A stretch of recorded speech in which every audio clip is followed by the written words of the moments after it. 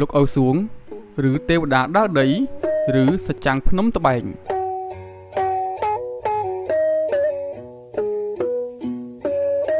បងប្អូនជនជាតិខ្មែរយើងមួយចំនួនធំប្រកាសជាធ្លាប់បានដឹងអំពីជីវប្រវត្តិរបស់លោកអូសួងឬក៏ទេវតាដើរដីរួចមកហើយចំណែកបងប្អូនយើងខ្លះទៀតក៏ពុំបានស្គាល់ឬក៏ពុំបានដឹងនៅជីវប្រវត្តិរបស់លោកអូសួងឬក៏ទេវតាដើរដីនៅឡើយទេតើបងប្អូនដឹងទេថាលោកអូសួងឬក៏ទេវតាដើរដីត្រូវបានជនជាតិថៃគោរពបូជានិងឲ្យតម្លៃយ៉ាងខ្លាំងណាស់នោះក៏ព្រោះតែជនជាតិថៃបានដឹងយ៉ាងច្បាស់ពីឫទ្ធិបារមីដ៏ពូកែស័ក្តិសិទ្ធិរបស់លោកអូសួងកន្លងមកដូច្នេះក្នុងវីដេអូមួយនេះនឹងនាំអារម្មណ៍បងប្អូនទាំងអស់គ្នាទៅសិក្សាស្វែងយល់អំពីជីវប្រវត្តិរបស់លោកអូសួងឬក៏ទេវតាដើរដីឲ្យបានកាន់តែច្បាស់លោកអូសួងគឺមានដើមកំណើតស្ថិតនៅភូមិគូលែនស្រុកគូលែនព្រហ្មទេពនៃខេត្តព្រះវិហារដែលមានលោកឪពុកឈ្មោះលោកតាឈួននិងអ្នកម្ដាយឈ្មោះលោកយាយសូនកាលពីកុមារភាពអាយុ10ឆ្នាំកុមារសួងតែងតែសុំឪពុកម្ដាយទៅបួសជារឿយៗក៏ប៉ុន្តែកាលនោះដោយឃើញថាកុមារសួងនៅតូចពេកក៏លោកទាំងពីរក៏មិនអនុញ្ញាតឲ្យកុមារសួងទៅបួសឡើយលុះក្រោយមកកុមារសួងបានអាយុ15ឆ្នាំលោកទាំងពីរក៏សម្រេចចិត្តអនុញ្ញាតឲ្យកុមារសួងបួសជាសាមណេរនៅវត្តគូលែនព្រហ្មទេពលុះកន្លងបានប្រមាណឆ្នាំក្រោយមកព្រះអង្គសួងបានខិតខំសិក្សារៀនសូត្រហើយក៏បានបំពេញភេទជាភិក្ខុរួចរាល់សពគ្រប់កាលបើព្រះភិក្ខុសួងព្យាយាមសិក្សាធម៌វិន័យបានច្បាស់លាស់ហើយមិនយូរប៉ុន្មានព្រះភិក្ខុសួងក៏បានសម្រេចចិត្តទៅធ្វើธุដងค์នៅលើកំពូលភ្នំត្បែងមានជ័យពេលវេលាបានអូសបន្លាយប្រមាណ20ឆ្នាំក្រោយមកនៅក្នុងឆ្នាំ1970លោកអូសួងក៏បានក្លាយជាសេនាដៃឆ្វេងរួមជាមួយគ្រូក្មេងម្នាក់ឬសេនាដៃស្ដាំជំនាញខាងយោធាហើយក៏បានចុះមកបង្ហាញខ្លួនជាលើកដំបូងនៅក្នុងភូមិកំណើតរបស់លោកដើម្បីទៅថ្វាយបង្គំឪពុកម្ដាយនិងសួរសុខទុក្ខញាតិញោមជារឿយៗលោកអូសួងតែងតែនិមន្តទៅប្រសាទគ្រប់ទីកន្លែងក្នុងទឹកដីខ្មែរនាពេលបច្ចុប្បន្ននិងទឹកដីខ្មែរកាលពីអតីតកាលជាពិសេសនោះគឺខេត្តស៊ីសាកេតនៅប្រទេសថៃអ្វីដែលគួរឲ្យកត់សម្គាល់នោះគឺលោកអូសួងនៅពេលដែលលោកស្លៀកពាក់សលោកគឺជាតាបោះឬជាសច្ចាំងហើយនៅពេលដែលលោកគ្រងស្បង់ជីវរនោះលោកអូសួងគឺជាធុដងค์នាសម័យនោះជនជាតិសៀមនិងជនជាតិខ្មែរយើងជាពិសេសនៅក្នុងតំបន់នោះគឺគោរពលោកឪនិងឲ្យតម្លៃលោកឪខ្លាំងណាស់ដោយគេតែងតែហៅលោកឪថាទេវតាលើដីឬទេវតាលេងដីអ្វីដែលគួរឲ្យស្ញប់ស្ញែងចំពោះលោកឪនោះគឺ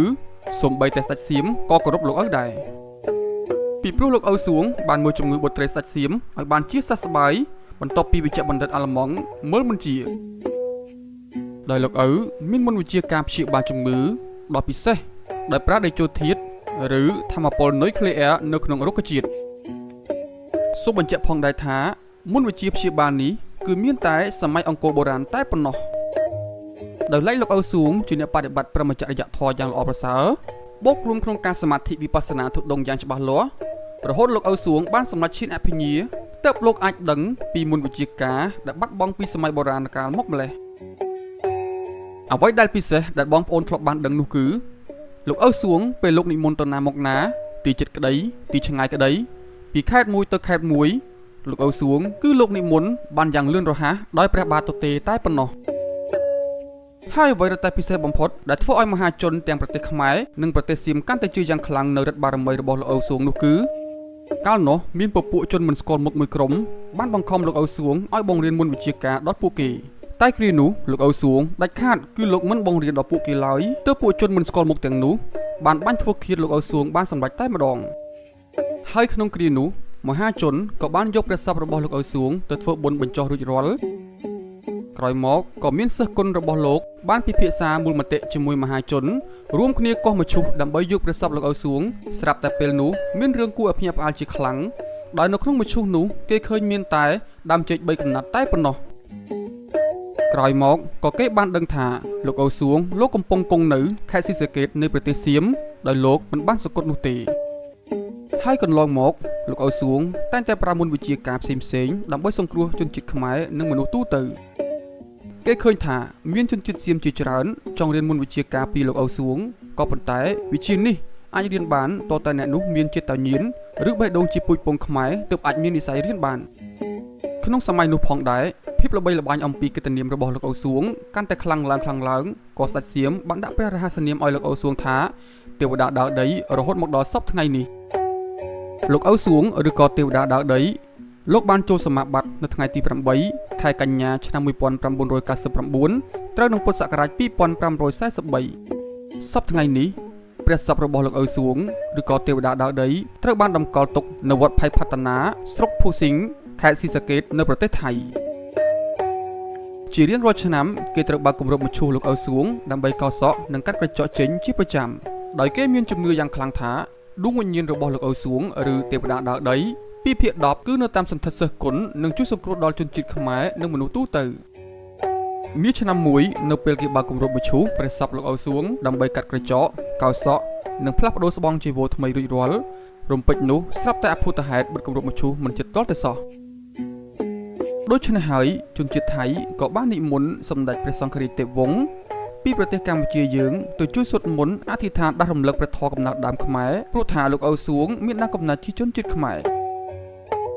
មុនពេលដើរសូត្រព្រះធម៌ពេលនោះផ្ទៃមេឃខ្មៅងងឹតមានភ្លៀងផងមានផ្គររន្ទះផង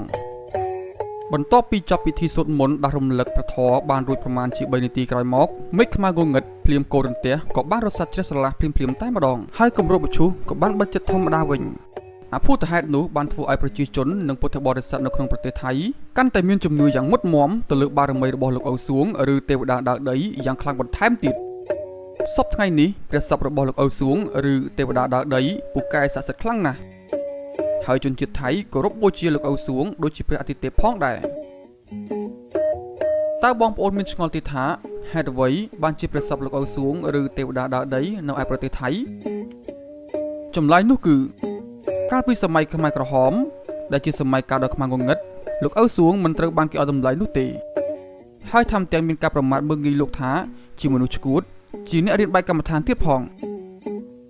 ហើយកន្លងមកលោកអូសួងឬទេវតាដើរដីលោកតែងតែចេញចូលប្រទេសថៃជាញឹកញាប់ដោយទៅសង្គ្រោះព្យាបាលប្រជាជនខ្មែរថៃមិនរើសអើងពូជសាសន៍ឡើយដូច្នេះជនជាតិថៃគេគោរពនិងឲ្យតម្លៃលោកអូសួងខ្លាំងណាស់ហើយលោកអូសួងលោកក៏មានសង្កេតការផងដែរថាលោកត្រូវតែចូលសមាបត្តិនៅឯប្រទេសថៃរួមទាំងព្រះសពរបស់លោកក៏ត្រូវតម្កល់ទុកនៅឯប្រទេសថៃផងដែរ